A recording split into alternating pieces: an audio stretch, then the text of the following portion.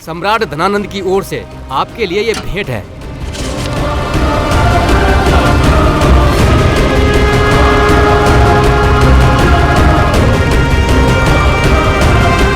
पिताश्री, मगध आने का प्रयोजन तुम बता चुके हो क्षत्रिय।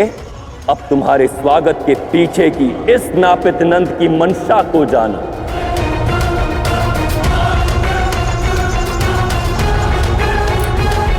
मैं मगध के समक्ष ये उदाहरण रखना चाहता हूं कि जब कोई नंदकुल को हीन समझने वाला क्षत्रिय मगध आता है तो उसका क्या परिणाम होता है।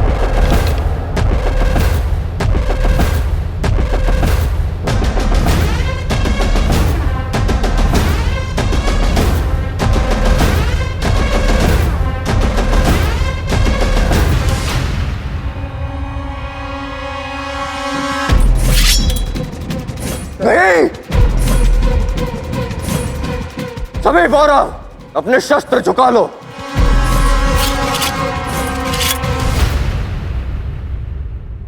हम यहां मित्रता के लिए आए हैं, युद्ध के लिए नहीं।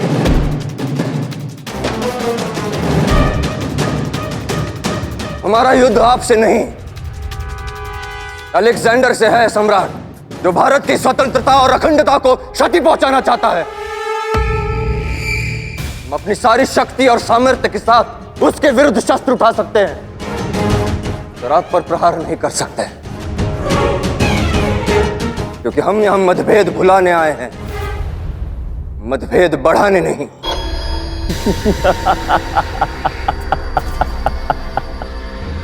यदि तुम्हें ऐसी ही मृत्यु की अभिलाषा है तो वो मुझे देने में अत्यंत प्रसन्नता होगी। क्षत्रिय,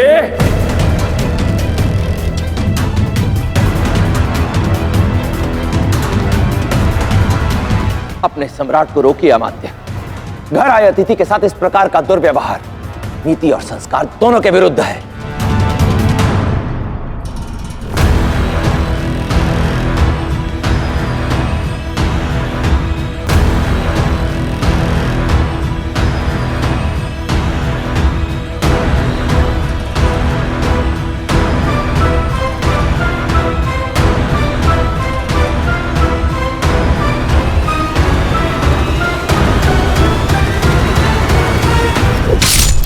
श्रेष्ठ, क्या तुम जानते हो अलेक्जेंडर से मेरी शादी किन हालात में हुई थी? नहीं, पर अनुमान लगाना सरल है।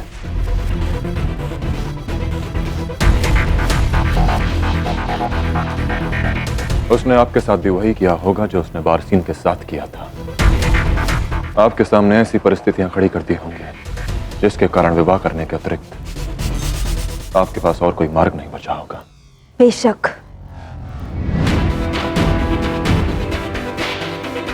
उसने हमारे शाह का कत्ल कर दिया था, जो मेरे लिए मेरे वालिद से भी बढ़कर थे। हमारे मुल्क को अपने कब्जे में ले लिया। मुझे ना चाहते हुए भी उससे शादी करनी पड़ी, और तब से मैंने सिर्फ उससे नफरत की है। पर जैसे जैसे वक्त गुजरता गया, मुझे एहसास हुआ कि उसके सख्त चेहरे के पीछे छिपा एक दूसरा अलेक्जेंडर भी है। वो अलेक्जेंडर जिसका इल्म इस दुनिया में और किसी को नहीं था। पर मुझे है। जब वो अपनी माता को लेने यहाँ आया था, तब मैंने अनुभव किया था कि उसके मन में एक भावुक बेटे की भावनाएं हैं। और यही बात तुम दोनों में बिल्कुल एक जैसी है। वो भी अपनी माँ से बेहद मोहब्बत करता है।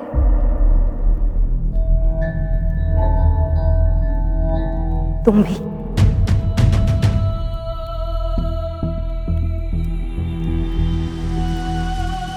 तुम दोनों जुदा होकर भी बिल्कुल एक जैसे हो बोरस।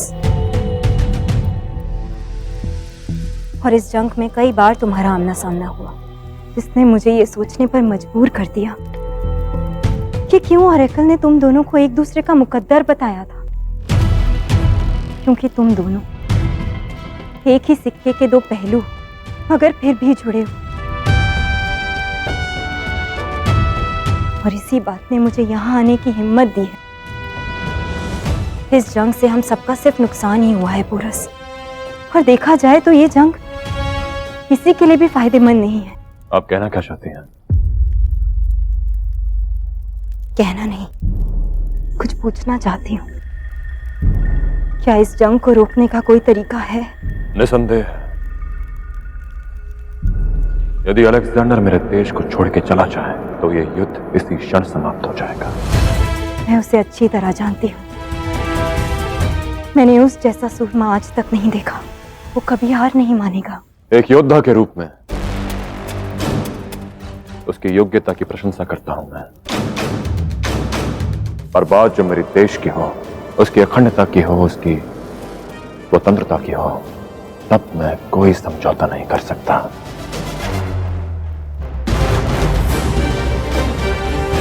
जब तक मैं अलेक्जेंडर को मेरे देश से खदेड़ नहीं दूंगा, मैं पीछे नहीं हटूंगा।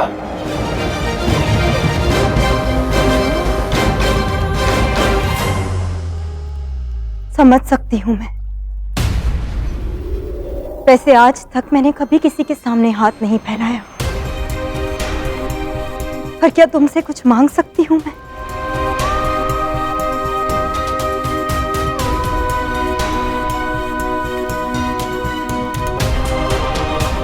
मेरे वश में होगा तो मैं मना नहीं करूंगा। कहिए।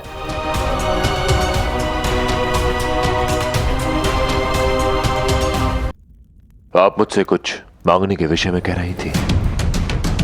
मैं जानती हूँ, अगर इस जंग में मैं तुमसे पीछे हटने को कहूंगी तो वो गलत होगा। और अलेक्जेंडर,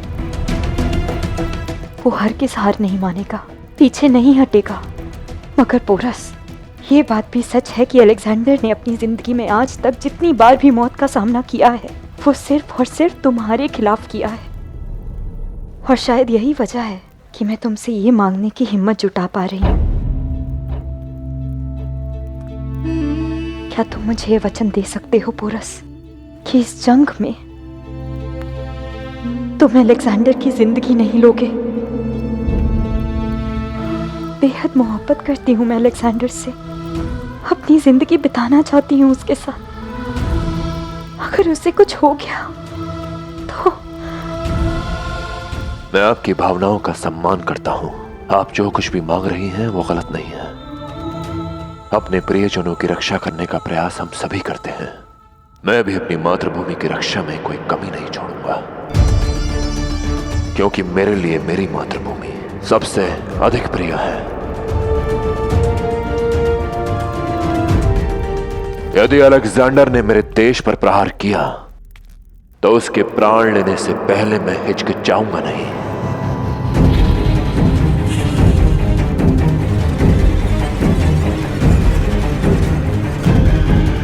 बोलो।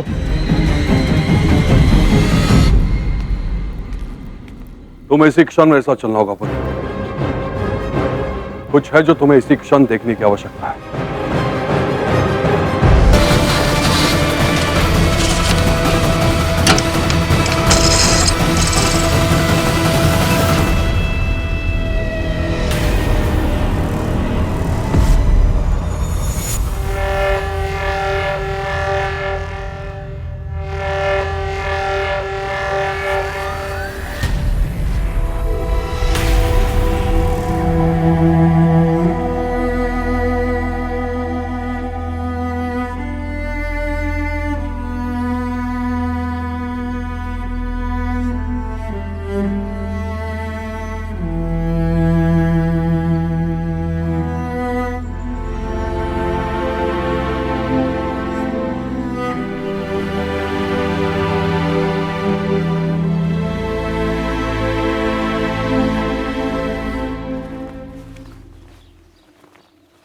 पिताश्री,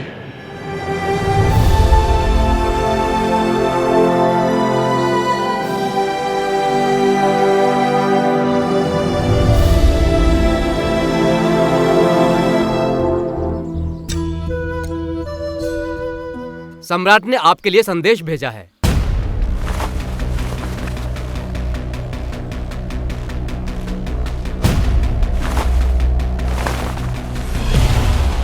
पौरव राष्ट्र के क्षत्रिय राजा को मगध के नापित नंद का अभिवादन। कल्पना कर सकता हूं इस समय तुम्हारे हृदय में पीड़ा होगी और मन में प्रतिकार। सोच रहे होगे कि तुम्हारे पिता की हत्या कर दी गई, परंतु धनानंद नापित नंद है, कुटिल क्षत्रिय नहीं।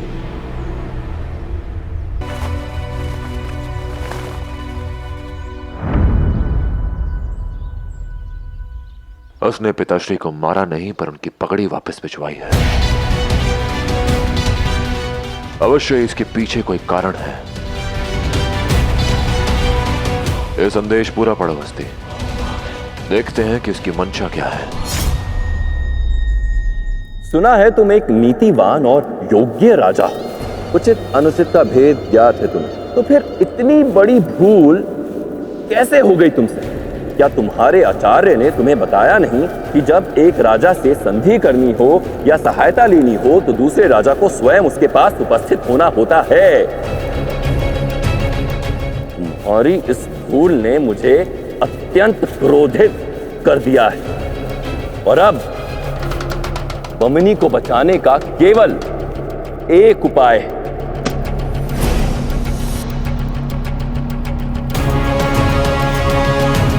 कि तुम मुझे आनंदित करो,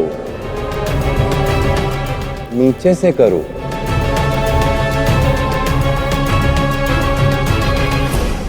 तुम्हारे पिता और उस कुटिल चाणक्य को मैं तब तक अपना अतिथि बना के रखूंगा जब तक तुम स्वयं उन्हें लेने यहां नहीं आते। और हां, यहां आते समय वो भेंट लाना मत भूलना जो मुझे आनंदित करे, क्योंकि धनानंद नाम है मेरा और धन मुझे अत्यंत प्रिय है।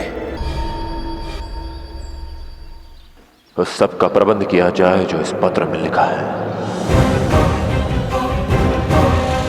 धनानंद, तुमसे भेंट करने का समय आ गया है।